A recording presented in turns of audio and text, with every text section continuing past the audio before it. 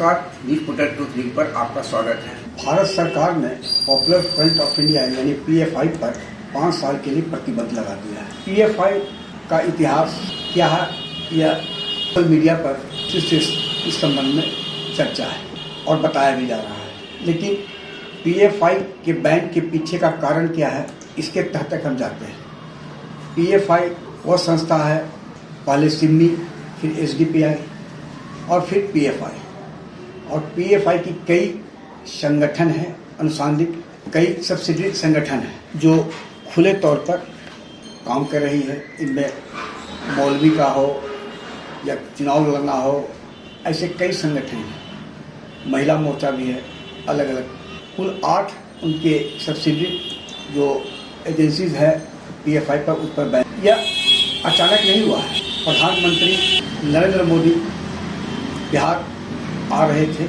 उसके पहले फुलवारी मॉडल का पटना में खुलासा हुआ, जहां पीएफआई के कई लोग पकड़े और उनसे पूछताछ के क्रम में यह जानकारी मिली कि प्रधानमंत्री सभा में या प्रधानमंत्री को लक्ष्य कर हमला करना था। उसके बाद केंद्रीय एजेंसियां काम करना शुरू की और उनमें काम में तेजी आई।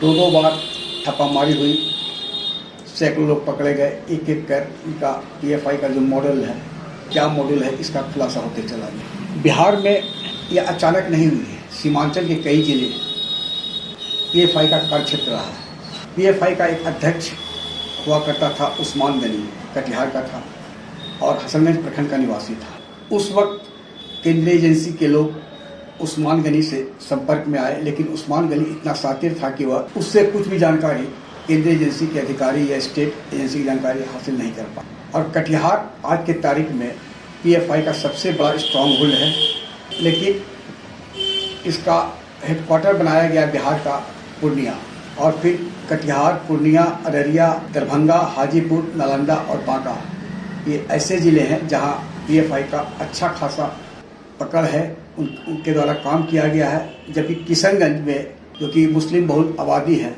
बहुत घनी आबादी है, यहाँ कटिहार और पूर्णिया की अपेक्षा कम इम्पैक्ट है पीएफआई का। वैसे छोटी छोटी इकाई तो बिहार में कई जगह पर है, लेकिन अब तक की जो जांच है उसमें गया से पीएफआई का कनेक्शन सीधे तौर पर नहीं जुड़ा है। वैसे छोटी छोटी इकाई पटना में भी कई है। पटना में फुलवारी शरीफ और पटना सिटी पीएफआई का गहरा पैठ है, लेकिन ऐसा नहीं कि गया अछूता है। गया और बिहार से पलायन कर चुके एक नहीं कई ऐसे व्यक्ति हैं जो इन दिनों अन्य जगहों पर चले गए हैं और वे आज दानवीर के रूप में हैं। कहीं कोई मस्जिद बना रहा है, कोई मजार की ओर मरम्मती के लिए पैसा दे रहा है। ऐसे लोगों की भी सूची खंगाली जा रही है कि क्या गया से भी कोई संबंध रहा है पीएफआई के प्रचार प्रसार में। वैसे अभी तक की जो पुख्ता जानकारी सूत्रों के अनुसार है, और गया अभी इस मामले में अछूता है, लेकिन भविष्य क्या होगा यह कोई नहीं जानता। इतना तय है कि पीएफआई पर बैन लगने के बाद अब राजनेताओं के बयान को भी करीब से मॉनिटर किया जा रहा होगा। गृह मंत्रालय में यह भी तय है। जदयू के गुलाम रसूल बलियावी ने बैन को अनुचित बताया है, वहीं सुशील मोदी, गिरिराज सिंह सहित कई ने समर्थन किया है। और सुशील मोदी तो यहाँ तक कह रहे हैं कि सीपीआई एमएल लक्ष्मण तिवारी ने पीएफआई का समर्थन किया था। पॉपुलर फ्रंट ऑफ इंडिया पर भारत सरकार ने आज 5 वर्षों के लिए जो प्रतिबंध लगाया है, हम उसका स्वागत करते हैं। बिहार और खास करके दक्षिण भारत के राज्यों में पिछले अनेक वर्षों से पीएफआई की आतंकवादी गतिविधियां अपने चरम पर थी।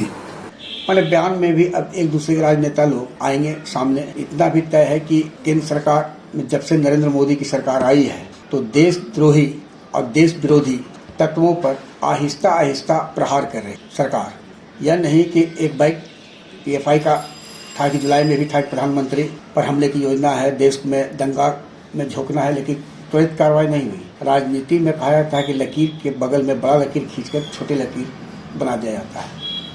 क्योंकि आज पीएफआई पर जब बैन हुआ है तो मामला कोर्ट तक जाएगा। कोर्ट में सरकार को यह प्रमाणित करना होगा कि पीएफआई पर जो प्रतिबंध लगाया गया है वह सही है, पीएफआई देशद्रोही संगठन है। इसके लिए वर्षों से कार्य हो रहा था और इस संबंध में काफ़ी साक्ष्य है, जिसमें इलेक्ट्रॉनिक साक्ष्य भी है और कागजात हैं, बैंक अकाउंट्स हैं कि कैसे विदेशों से मदद मिल रहा था, कैसे सीए के समर्थन में शाहीन बाग में पीएफआई का हाथ था, या जहाँ जहाँ भी केंद्र सरकार और भारत के खिलाफ आंदोलन हुआ वहाँ पीएफआई का कहीं न कहीं परोक्ष या परोक्ष हाथ रहा है, जो अदालत में केंद्र सरकार की ओर से अपने बैन के समर्थन में साक्ष्य रखा जाएगा, यह भी तय है। लेकिन इतना तय है कि बिहार में पीएफआई के प्रतिबंध पर राजनीति गर्मा गई है और अब कई नेता जो पहले पीएफआई का समर्थन कर रहे थे अपने बयान में थोड़ा बचते भी नजर आएंगे भविष्य में, क्योंकि कहीं न कहीं यदि समर्थन देशद्रोही संगठन का करते हैं तो वे भी जांच की लपेटे में आ जाएंगे। इसकी भी संभावना से इनकार नहीं किया जा सकता है। आग्रह है कि इस वीडियो लिंक को लाइक, सब्सक्राइब और शेयर अवश्य करें। धन्यवाद, नमस्कार।